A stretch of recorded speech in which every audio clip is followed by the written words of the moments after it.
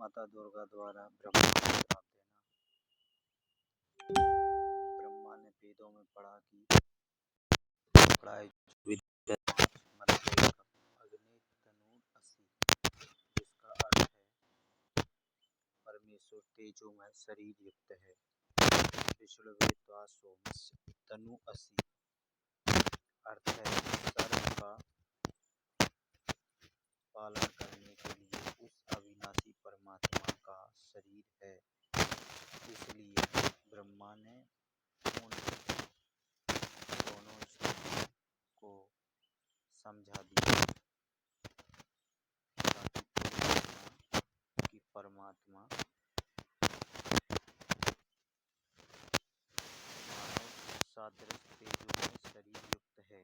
तब माता ने ब्रह्मा से पूछा, क्या तुझे तेरे पिता के दर्शन हुए?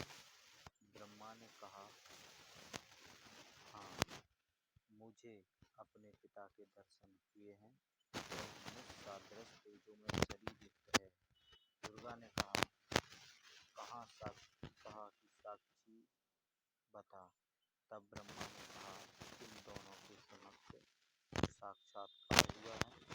देवी ने उन दोनों लड़कियों से पूछा कि क्या तुम्हारे सामने ब्रह्म का साक्षात्कार हुआ है?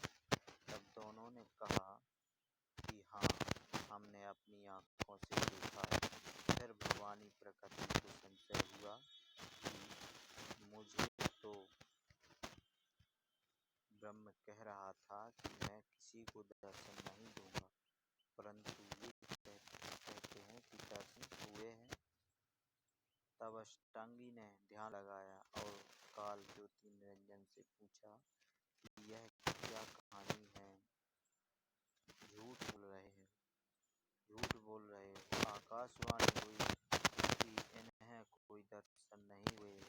यह बात सुनकर ब्रह्मा ने कहा कि माताजी, मैं सौगंध खाकर पिताजी की तलाश करने गया था, परंतु पिता ब्रह्म के दर्शन हुए ही नहीं। आपके पास आने में शर्म लग रही थी, इसलिए हमने झूठ बोल दिया। तब माता दुर्गा ने कहा कि अब मैं तुम्हें श्राप देती हूँ। ब्रह्मा को श्राप, तेरी पूजा जग में नहीं होगी। आगे तेरे वंशज होंगे, वे बहुत पाखंड करेंगे, झूठी बात बनाकर सबको ठगेंगे। ऊपर से तो कर्मकांड करते दिखाई देंगे, अंदर से विकार करेंगे, कथा पुराणों को पढ़कर सुनाया करेंगे। स्वयं को ज्ञान नहीं होगा कि सद्ग्रंथों में वास्तविकता क्या है। फिर भी मान, वस्त्र तथा धन प्राप्ति के लिए गुरु बनकर अनुयायियों को लोग वेद शास्त्र विरुद्ध दंत कथा सुनाया करेंगे। देवी देवों की पूजा करके तथा करवा के दूसरों की निंदा करके कष्ट पर कष्ट उठाएंगे। जो उनके अनुयायी होंगे उनको परमार्थ नहीं बताएंगे। दक्षिणा के लिए जगत को गुड़ाई करते रहेंगे, अपने आप को सबसे श्रेष्ठ मानेंगे, दूसरों को नीचा समझेंगे। जब माता के मुख से यह सुना तो ब्रह्मा मूर्छित होकर जमीन पर गिर गया। बहुत समय उपरांत होश में आया। गायत्री को श्राप, तेरे कई शाणपति होंगे, तू मृत लोक में गाय बनेगी। ओहबती को श्राप, तेरी जगह गंदगी में होगी, तेरे फूलों को कोई पूजा में नहीं लाएगा। इस झूठी गवाही के कारण तुझे यह नरक भोगना होगा। तेरा नाम केड़वा खेती होगा। हरियाणा में कुसौंधी भी कहते हैं। यह गंदगी कौड़ियों वाली जगह पर होती है। इस प्रकार तीनों को श्राप देकर माता भवानी बहुत पछताई। फिर इस प्रकार पहले तो जीव बिना सोचे मन काल निरंजन के प्रभाव से गलत कार्य कर देता है, परंतु जब आत्मा सत्पुरुष अंश के प्रभाव से उसे ज्ञान होता है तो पीछे पछताना पड़ता है। जिस प्रकार माता पिता अपने बच्चों को छोटी सी गलती के कारण ताड़ते हैं, क्रोधवश होकर परंतु बाद में बहुत पछताते हैं। यह प्रक्रिया मन काल निरंजन के प्रभाव से सर्व जीवों में क्रियावान हो रही है। हाँ, यहाँ एक बात विशेष है कि निरंजन काल ब्रह्म ने भी अपना कानून बना रखा है कि यदि कोई जीव किसी दुर्लभ जीव को सताएगा तो उसे उसका बदला देना पड़ेगा।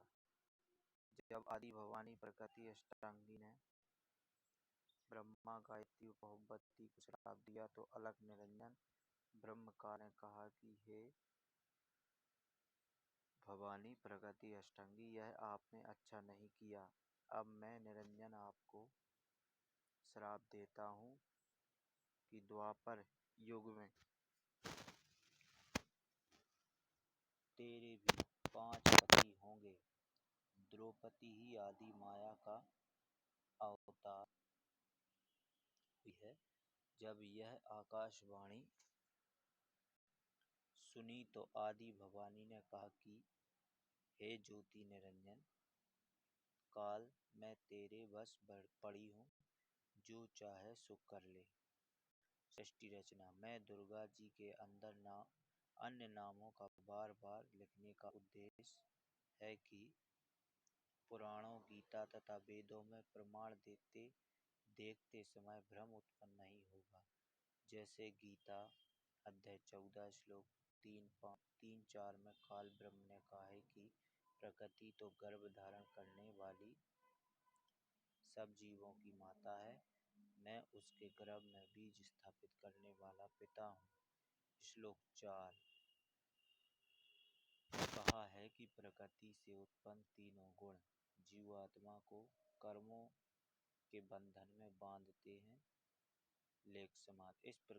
इस प्रकरण में प्रकृति तो दुर्गा है तथा तीनों गुण तीनों देवता है। नीरज गुण ब्रह्मा, सतगुण विष्णु, तमगुण शिवजी है। शिवजी के सांकेतिक नाम है। लेख समाप्त। दोस्तों, वीडियो अच्छा लगा हो तो लाइक सब्सक्राइब करें, शेयर करें।